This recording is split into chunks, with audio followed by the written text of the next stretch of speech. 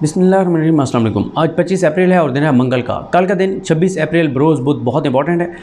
कल 8 इवेंट्स ऐसे हैं जो मैं आपके सामने रखूंगा और साथ ये भी बात करेंगे जो एमक्यूएम ने हुकूमत से अलग होने की धमकी दी है, अगर वो अलग होते हैं तो शहबाज शरीफ के लिए कितनी मुश्किलात हैं, नंबर गेम क्या है, वो भी मैं आपके सामने रखता हूँ। कल का दिन इसलिए इंपॉर्टेंट है कि कल 26 अप्रैल है और 26 अप्रैल को कल ही जो कंसेंसस है पॉलिटिकल पार्टीज़ ने आपस में करना है, इत्तेहादियों ने, हुकूमत के इत्तेहादियों ने और जो पीटीआई है उन्होंने इलेक्शन की तारीख के हवाले से, क्योंकि 27 को तो हेयरिंग है, 27 को तो सुप्रीम कोर्ट को बताया जाएगा कि कोई कंसेंसस हुआ है नहीं हुआ, कोई तारीख दी गई है नहीं दी गई।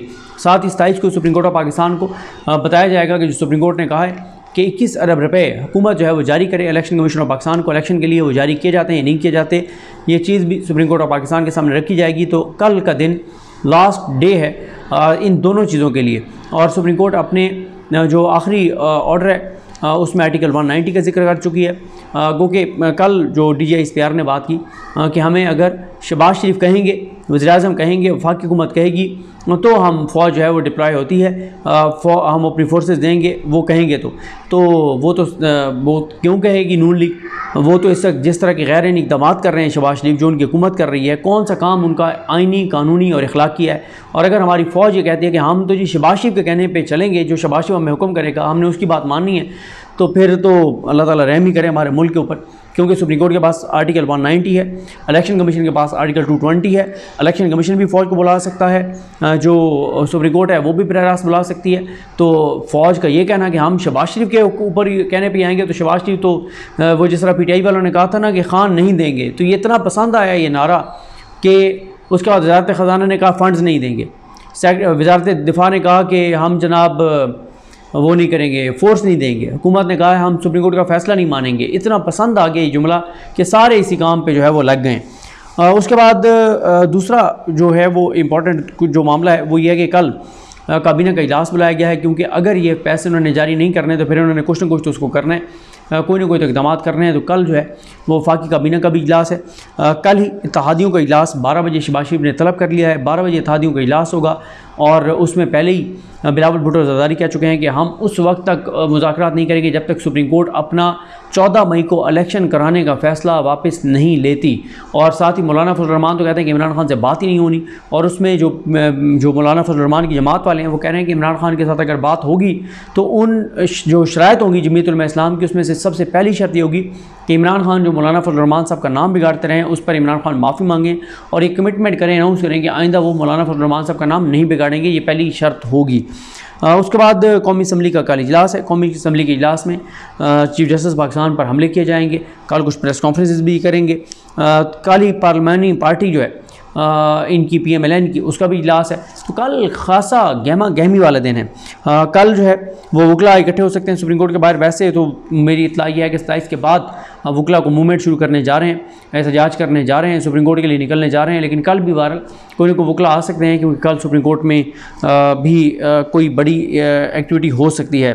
कल ही जो है वो कल इलेक्शन कमीशन ऑफ पाकिस्तान 5 दिन बाद, 5-6 दिन की छुट्टियों के बाद इलेक्शन कमीशन ऑफ पाकिस्तान का भी पहला वर्किंग डे है।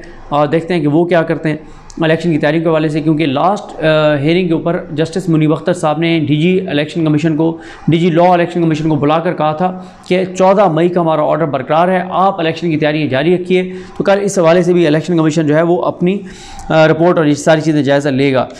Review election commission of Pakistan की जानिब से कल दायर हो सकता है, जो इसके ऊपर 4 अप्रैल वाला फैसला है जिसमें सुप्रीम कोर्ट ने 14 मई की तारीख दी है, उस पर इलेक्शन कमीशन जो है वो रिव्यू डाल सकता है, नज़रसानी दायर कर सकता है सुप्रीम कोर्ट ऑफ पाकिस्तान में। हुकूमत जो काजी फैसल साहब, इस पर खैर मैं अलग पूरी बात करूँगा, हुकूमत जो एक्सपेक्ट कर रही है कि जस्टिस काजी फैसल साहब और सरदार तारिक मसूद साहब वो जो कानून है उसके नोटिफाई होने के बाद ये दोनों जजेस कल जो है वो कमेटी का इजलास बुलाएं, चीफ जस्टिस पाकिस्तान को कहें कि बैठें और बेंचों की तश्कील के हवाले से और केसों की फिक्सेशन के हवाले से।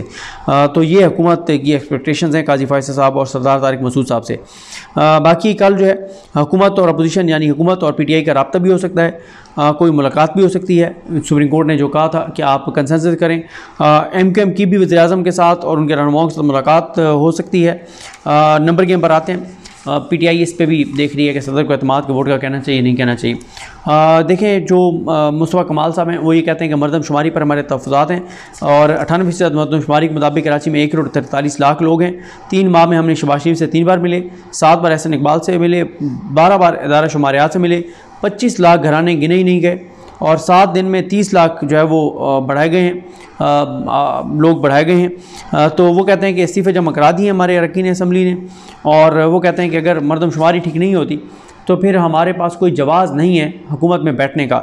तो नंबर गेम पर तो आते हैं, लेकिन MQM अब तक पिछले 4.5 बरस में 17 बार धमकी दे चुकी है हुकूमत से अलग होने की, जिनमें से 15 बार इमरान खान की हुकूमत से अलग होने की धमकी दी गई और अब दूसरी बार जो है वो शहबाज शरीफ हुकूमत से अलग होने का इन्होंने कहा है। वैसे MQM के बारे में मैंने ट्वीट की थी कि MQM उस पसमानदा तरीन इलाके की मशरकी लड़की जैसी है जो तमाम तर जुल्म जबर तशद्दुद बर्दाश्त करती रहती है, लेकिन अपने खामिद का घर ये सोच कर, ये कह कर नहीं छोड़ के आती कि मेरे अब्बू ने कहा था कि बेटा अब यही तुम्हारा घर है, तुमने इसी घर में रहना है, तुमने जो है वो इस घर से नहीं आना। तो इसलिए वो कहती है कि मैं सारा जुल्म बर्दाश्त कर लूँगी, जबर तशद्दुद बर्दाश्त कर लूँगी, सारी ज़्यादतियाँ बर्दाश्त कर लूँगी, लेकिन ये घर नहीं छोड़ूंगी, मेरे वालिद ने मुझे हुक्म दिया है।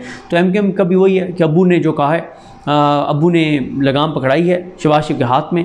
उन्होंने कहा कि ये शहबाज शरीफ के इक़्तिदार का बिस्तर है, इधर ही आपने सोना है, इधर से इस बिस्तर से नहीं उतरना और जब तक हम कहेंगे नहीं। तो जब तक वो नहीं कहते, क्योंकि जिस दिन MQM अलग हो गई हुकूमत से उस दिन आप बिल्कुल कह सकते हैं कि आज बाकी इस्टेब्लिशमेंट न्यूट्रल हो गई है, वरना जब तक इस्टेब्लिशमेंट न्यूट्रल नहीं होती तब तक MQM चाहे भी तो हुकूमत को नहीं छोड़ सकती, क्योंकि MQM वाले कहते हैं कि अगर हम हुकूमत से अलग होंगे, शहबाज शरीफ से अलग होंगे, हमारी मसख़शुदा लाशें मिलेंगी, तशद्दुद लाशें मिलेंगी, हमारे लोग उठा लिए जाएंगे, लापता कर दिए जाएंगे, जबरी गुमशुदगियाँ कर दी जाएंगी।